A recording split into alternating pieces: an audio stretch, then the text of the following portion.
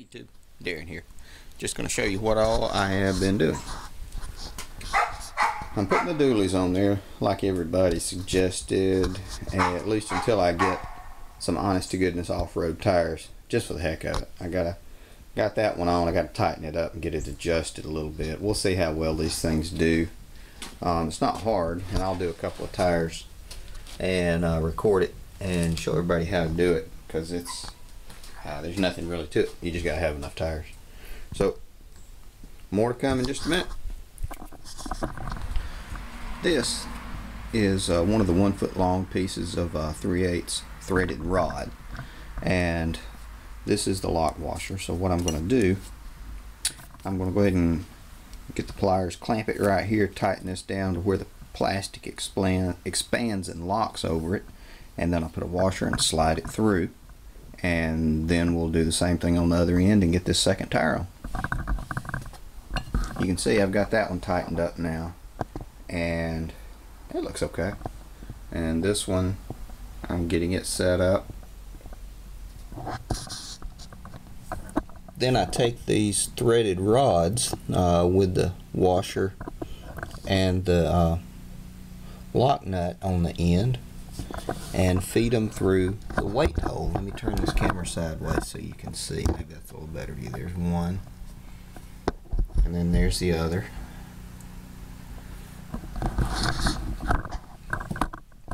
And that's how it looks right there and right there. And I'm going to tighten them up so they mount through the weight holes in the rims. So I'm going to show you one that I do. After I get this one tightened up, we'll do this next tire right here and get it situated, and then we'll go to the next tire, and then we'll roll it out and see what it looks like. Now I'm on the third tire here, and I went ahead and put some tire sealant in this one. It was a little bit low, and the one thing I would do if you were going to do this long term would be to reverse these rims. You can do it to where the valve stem, take this off and put the valve stem on the inside, and then the problem is you're going to have to fight with the key getting it in and then sliding it over, making sure nothing moves. You can reverse them. It's a pain in the butt. I did that one, and I thought I'm not going to do that for a temporary fix. But reverse this so you could put air inside these things, and the outer one of course is no problem. So you would have a valve stem on this side and then one on the inside, just like dualies in a regular vehicle. But hang on just a second and I'll get these threaded. I've got them threaded through the wheel weights, and I put the nuts on the back of them already and tightened them down and fed them back. It's not that terribly hard to do.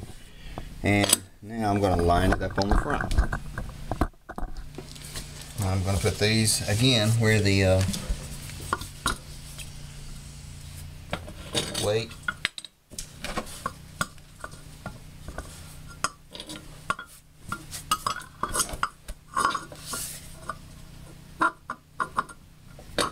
there's that one.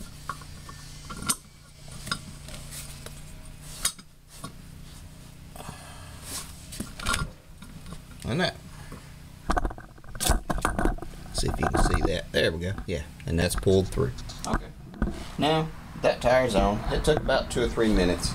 You'll notice that on some of them they are not quite the same height.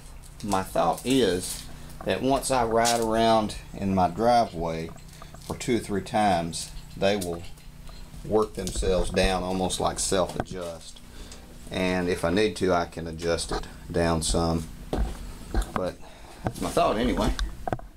So one more and I'll be through, and here we are in all of its odd glory, the 10-wheeler.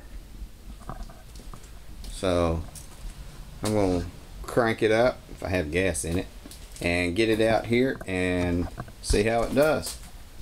One quick thing before I do show you what it looks like out in the sunshine out of my nasty shop. I did want to thank the the 77 Impala for subscribing to my channel, and that's THE77 Impala, IMPALLA, for subscribing.